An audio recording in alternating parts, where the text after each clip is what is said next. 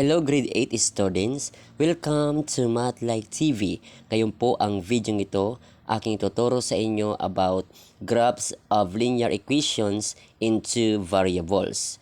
Tapos nyo lamang ang video ito hanggang sa dulo upang kayo ay mayroong matutunan. Ngayon bago nating simulan, tayo muna ay mag-pray. Dear God, as we begin this lesson today, we thank you for the gift of learning and the chance to explore the world around us.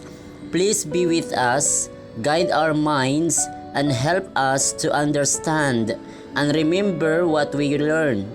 Bless our teachers and make this time of learning fun and exciting. In Jesus' name, we pray, Amen. Ngayon ating nang simulan. To graph a linear equation, we can use the x and y intercepts to find the ordered pairs of the equation. So example, ang given natin 3x minus y equals 3. Now, find the x-intercept if y equals 0. Okay? So ang x muna natin ang ating kukunin ng value if y equal to 0. So the equation is, copy lang itong ating given equation, substitute natin ang value ng y equals 0. So 3x, then minus 0 equals 3. Copy na lang natin yung 3x, then equals 3. Divide natin both side by 3. Kasi lahat na itong 3, isolate yung x, then equals, divide natin 3 divided by 3, that is 1. The ordered pair is 1, 0. Now next, find the y-intercept if x naman equals 0. Substitute lang natin dito sa ating given equation. So 3x minus y equals 3. Substitute itong value ng x. Ito ay 3 times 0 minus y equals 3. 3 times 0, that is 0. So disregard na natin itong 0. Just copy lang itong negative y equals 3.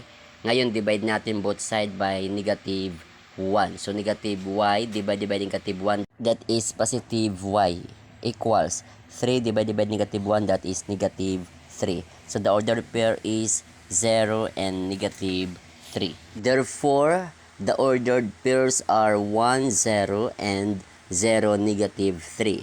Now, we can easily graph the equation. So dito ating paplot sa ating Cartesian coordinate plane. Ganito po.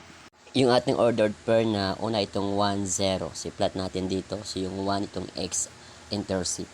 Okay, lagay natin dito yung point sa bandang mismo sa 1 dahil 0 yung kanyang y-intercept. Next, yung 0 and negative 3. 0 yung kanyang x-intercept, so yung ating y-intercept negative 3. Ito ay nasa third quadrants. Ngayon natin i-connect by using itong ating straight line. Ganito po. So itong ating straight line na kinunik, itong ating equation na 3x minus y equals 3. Yan po ka-Math-Like TV. Next, another example. Ang given natin, y equals 2x. Using the tables of values, let us say x and y. If x equals 0, and also y equals 0. If x equals 1, and y equals 2. Then, if x equals negative 1, and y equals negative 2. So, itong ating table of values na ating sinatitude lang dito sa ating given equation na y equals 2x. Okay? Another way to get the points of this given equation, y equal to x, by using in this form, by getting the slope, that is y equals mx plus b. Okay? Where b is our y-intercept. Okay, so ang ating y dito is 0. So that is y equals to x plus 0.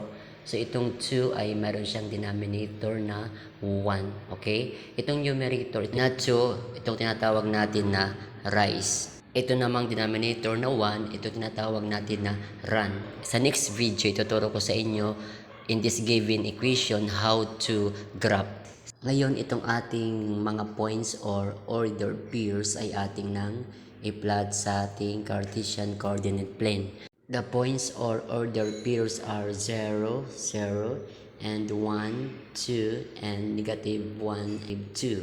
Ngayon, i-plot na natin yung ating ordered pairs or points.